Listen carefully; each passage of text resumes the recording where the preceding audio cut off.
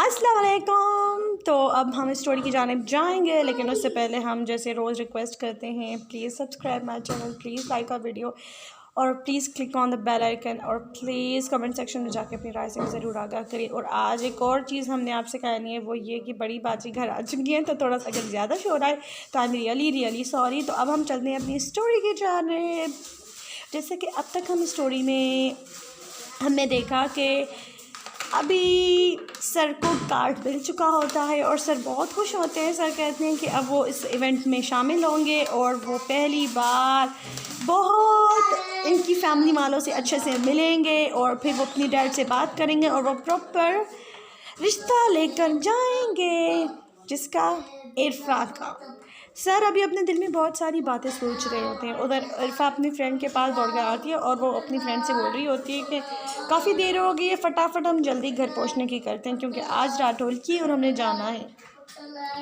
तो उधर इरफा की जो बुआ की बेटियां होती हैं वो उसे इरफा को बार बार कॉल्स किए जा रही होती हैं और इरफा कॉल पिक करके इनको कह रही होती है अभी मैं रास्ते में हूँ, मैं घर जाऊँगी, खाना वाना खाऊँगी, बाल वाल बना के तैयार होकर आराम से रेडी होकर पहुँच जाऊँगी, फिर हम बड़ा अच्छे से हल्ला गुल्ला करेंगे, बहुत सारा हम मस्ती करेंगे, खेलेंगे कूदेंगे, बचपन वाली यादें, बचपन वाली बातें, तो ऐसे थोड़ा सा इमोशनल सीन भी आ जाता है इसमें कि मतलब इरफा अपनी फ्रेंड्स को ये बता रही होती है कि देखो आज रात में आ तो रही हूँ लेकिन मेरी तबीयत ना थोड़ी सही नहीं है, तो अगर मैं जल्दी घर वापस चली जाऊँ ना आप लोगों की हल्ला गुल्ला और मस्ती में, तो प्लीज़ दिल में बात मत ले जाइएगा कि इरफा को अच्छा नहीं लगा ये वो। मेरी तबीयत ठीक नहीं है लेकिन वैसे भी इंगेजमेंट में मैं आ नहीं पाई हूँ, मैं शामिल ही नहीं हो पाई, तो अभी तो मुझे लगता है कि मुझे अच्छे से इवेंट इंजॉय करना चाहिए। तो फटाफट शादी हो रही होती है ना, तो मतलब इरफा कह रही होती है कि मैं आऊँगी 1 घंटे के लिए आऊँगी, जितना मस्ती मजाक कर पाई करूँगी,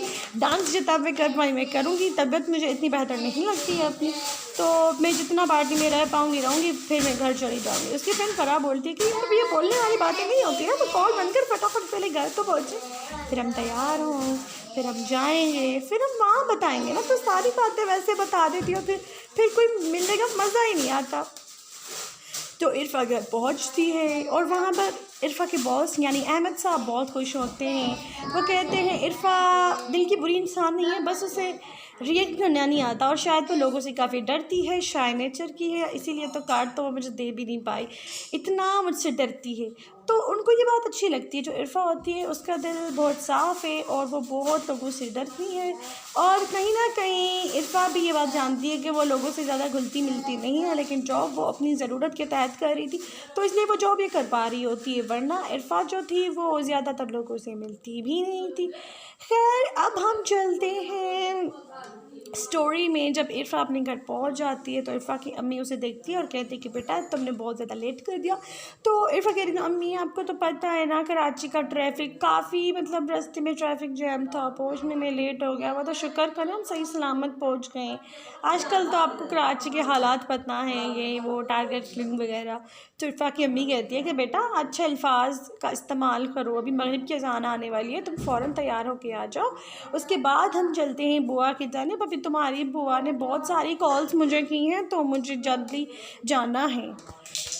तो इरफा की अम्मी काफ़ी डर जाती है ये सारी बातें की और फिर उसको जब कॉल्स आ रही होती हैं उनकी बुआ की, इरफा की बुआ की, तो इरफा की अम्मी कहती है बेटा मैं 15 मिनट का तुम्हें टाइम देती हूँ, जितना तुम्हें तैयार होना है तैयार होकर आ जाओ।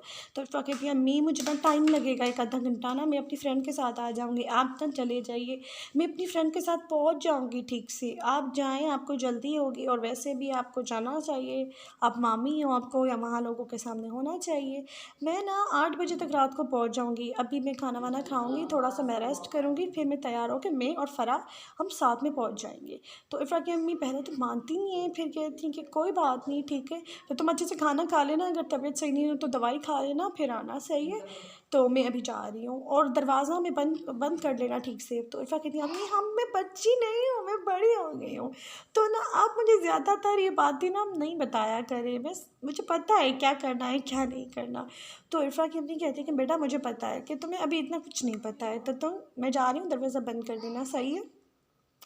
इरफ़ा की अम्मी जाती है, इरफ़ा कमरे मुझसे हो रही इरफ़ा गली का दरवाज़ा बंद करती है। फिर इरफ़ा का फ़ोन बज रहा होता है, तो इरफ़ा को बहुत प्यास भी लगी होती है। इरफ़ा कहती है पहले फ़ोन देखने जाऊँ या पानी पी लूँ? तो इरफ़ा कहती है मैं पहले पानी पी लेती हूँ, कज़न सी कॉल कर रही होंगी, पानी पी के फिर जाती हूँ फ़ोन चेक करने। तो इरफ़ा पानी का गिलास भरती है और फिर पानी पीती है आराम से। एक बार कॉल आता है, कॉल बंद हो जाता है, वो आराम से सहन में बैठी हुई होती है, ठंडी हवा का लुत्फ़ अंदोज़ हो रही होती है। अब वो कहती है कि बहुत दिन हो गए कराची में बारिश नहीं हुई, दिन भर जब से मैं काम पे जाती नहीं थी तब मैं कितना दिन भर अच्छे से सुकून के साथ रहती थी, और जब से मैंने इस कंपनी को जॉइन किया है तब से मेरी ज़िंदगी से सुकून ही ख़त्म हो चुका है। पता नहीं ये मेरी सोच है या ऐसा नहीं है, कुछ पता नहीं क्या है। इरफ़ा को लगातार कॉल्स पे कॉल आ रही होती हैं, लेकिन इरफ़ा रूम में जाने का नाम नहीं ले रही होती हैं। फिर गली का दरवाज़ा खटकता है और फिर इरफ़ा जाती है, तो इरफ़ा पूछती है कि कौन है। फिर आवाज़ आती है कि वो उसका भाई होता है, तो उसका भाई होता है, तो इरफ़ा दरवाज़ा खोल देती है। तो वो कहते हैं तुम्हें पता है 5 मिनट से दरवाज़ा खटखटा रहा था और तुमने दरवाज़ा खोलने की ज़हमत भी नहीं की। और फिर वो बता रहा होता है कि अभी मैं 7 बजे से दरवाज़ा खटखटा रहा था, 7:30 बज चुके हैं। फिर इरफ़ा बोलती ओह मुझे 8 बजे तो जाना था, मैं कब से मतलब सोचों में पड़ी हुई थी। वो कहते अच्छा कमबख्त लड़की, पता नहीं तुम्हारी कैसी सोच है, मुझे तो नहीं लगा था आज तुम दरवाज़ा खोलोगे। अगर तुम अभी दरवाज़ा नहीं खोलती ना, अम्मी को कॉल करके मैं बताने लगा था कि पता नहीं इरफ़ा को क्या हो गया। तो इरफ़ा कहती है नहीं नहीं। फिर उसकी कॉल्स अभी भी बज रही होती हैं, तो इरफ़ा को उसका भाई कहता है पता नहीं कौन तुम्हें कॉल करके मर रहा है। वो कह रही होगी हाँ मेरी फ़राह फ्रेंड होगी, वो भी तेरी कॉल कर रही होगी। अच्छा तो तुम्हें ये भी नहीं पता कि तुम्हारा फ़ोन तुमने रखा हुआ था। फिर वो बेचारी ढूंढ रही होती है, उसने कहाँ रखा होता है एक्चुअली उसे पता ही नहीं होता। उसका फ़ोन तो बज रहा होता है रूम में, लेकिन फिर भी उसे फ़ोन नहीं मिलता। और फिर इरफ़ा का भाई कहता है मुझे भूख लगी है, तुम खाना ले आओ। वो कहती है यार मुझे यहाँ मेरा फ़ोन नहीं मिल रहा और तुम कह रहे हो खाना ले आओ।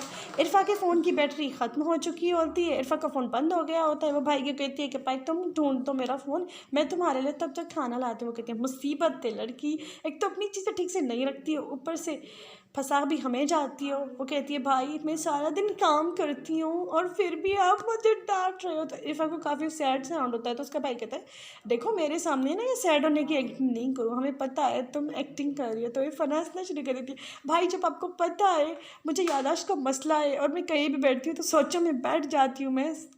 तो उसका भाई कह रहा था अच्छा तो तुमने अपने फ़ोन को खुद चेक करना चाहिए ना, तो अब जाओ लड़की वक्त बर्बाद मत करो, खाना ले आओ, मैं खाना खा के फिर तुम्हारा फ़ोन ढूंढता हूँ। इरफ़ा कहती है नहीं भाई थोड़ा ही टाइम लगेगा, मुझे जल्दी तैयार होकर जाना भी है और मुझे फ़राह से भी बात करनी है, प्लीज़ भाई ना मेरा फ़ोन ढूंढ दें।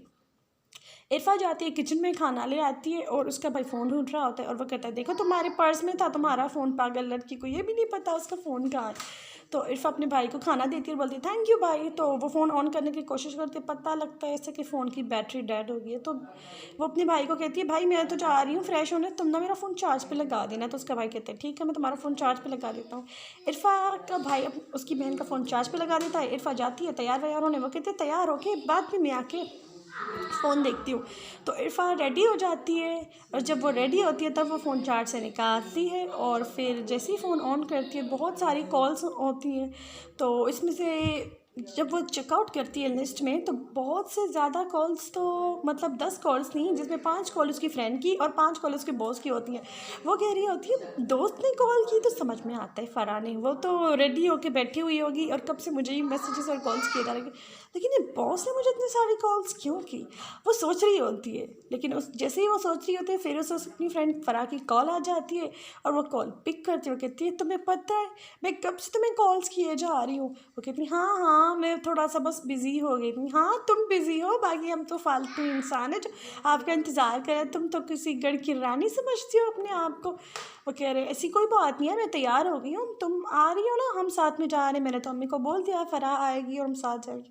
तो कम वक्त लड़की मैं आधे घंटे से गाड़ी में तेरा वेट कर रही हूँ फलां स्टॉप पे, तू आ रही है या फिर मैं आ जाऊँ, अभी तुम्हें जाने लगी थी अगर तुम कॉल पिक नहीं करती तो। वो कह रही अच्छा तुम आधे घंटे से गली में मेरा वेट कर रही हो। वो कह रही है हाँ।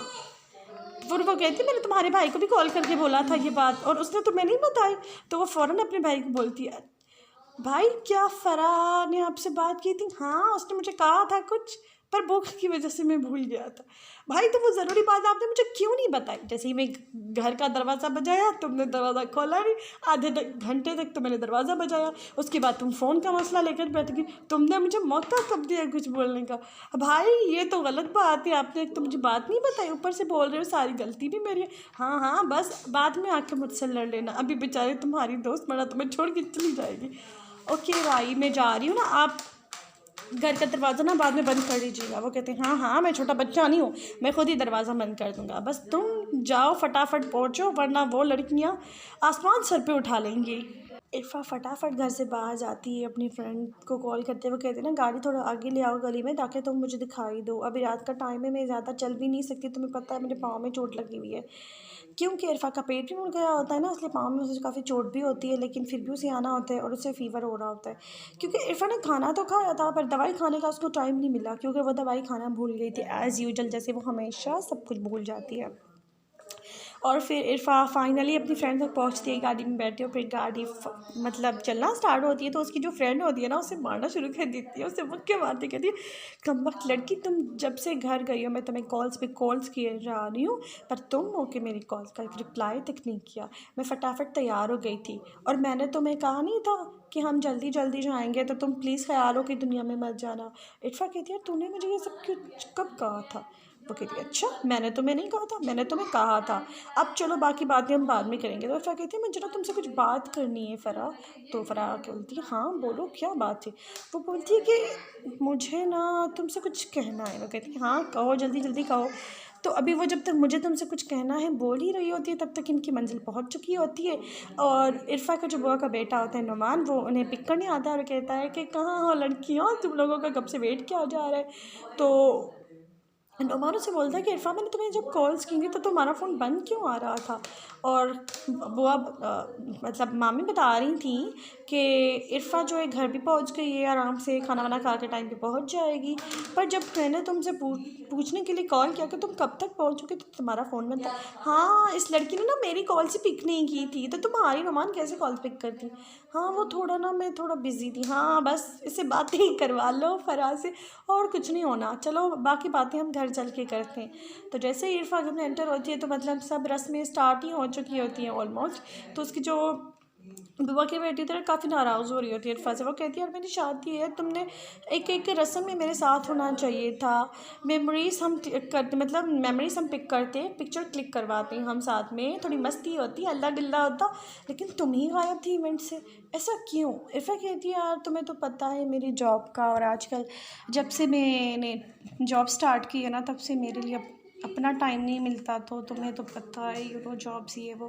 तो उसकी फ्रेंड कहती है ना, अभी हम इवेंट इंजॉय कर रहे हैं, आज खुशी का दिन है, तो प्लीज़ अपना रोती हुई शक्ल लेकर ये सैड वाली बातें मत बता, थोड़ा सा अल्लाह गिल्ला करते हैं। फिर सब कहते हैं कि हाँ हाँ रस्म तो मुकम्मल हो गई है, फिर अभी हल्ला गुल्ला स्टार्ट करते हैं। फिर उसकी जो फ्रेंड्स होते हैं वो कहते हैं, चलो ना हम डांस स्टार्ट करते हैं। तो वो सब डांस कर रहे होते हैं और बहुत ज़्यादा मज़ा आ रहा होता है उन्हें। और इरफा इवेंट में तो होती है, लेकिन वो ख़यालों में कुछ सोच रही होती है, मतलब वो इवेंट पर होकर भी इवेंट में ख़ुद को महसूस नहीं कर रही होती है। उस शोरगुल में भी वो अकेली होती है, उसे ऐसा लग रहा होता है, क्योंकि इरफा कुछ सोच रही थी। इरफा ये सोच रही थी कि अहमद साहब ने मुझे कॉल क्यों की, और वो भी एक कॉल नहीं, पूरी 5 कॉल्स की, और मैसेज नहीं किया। मतलब सर मुझे कुछ कहना चाहते हैं, वह कह नहीं पा रहे। और ये बात अगर मैं फ़राह से कहूँ तो कैसा, मतलब क्या समझेगी वो यार? मैं कहूँ कि ना कहूँ? क्या वो ये बात नॉर्मल है कि कोई किसी को 5 कॉल दिन में ऐसे कर ले, तो सडनली कैसे? फ़राह ने मुझे कॉल्स की तो हम बचपन की फ्रेंड्स हैं, पर सर ने मुझे कॉल्स की, वो मतलब कुछ समझ नहीं आ रहा। अब इस स्टोरी में देखना ये होगा कि क्या इरफा खुद ही समझ पाती है कि सर के दिल में इरफा के लिए क्या है। तो अगर स्टोरी मज़ीद जानिए तो हमारे चैनल पे। अब इस स्टोरी में देखना ये होगा कि आगे स्टोरी में क्या होने वाला है। क्या इरफा खुद ही जान जाएगी कि अहमद के दिल में इरफा के लिए मोहब्बत है, या फिर अहमद के जो फीलिंग्स हैं इरफा खुद ही नहीं मानेगी।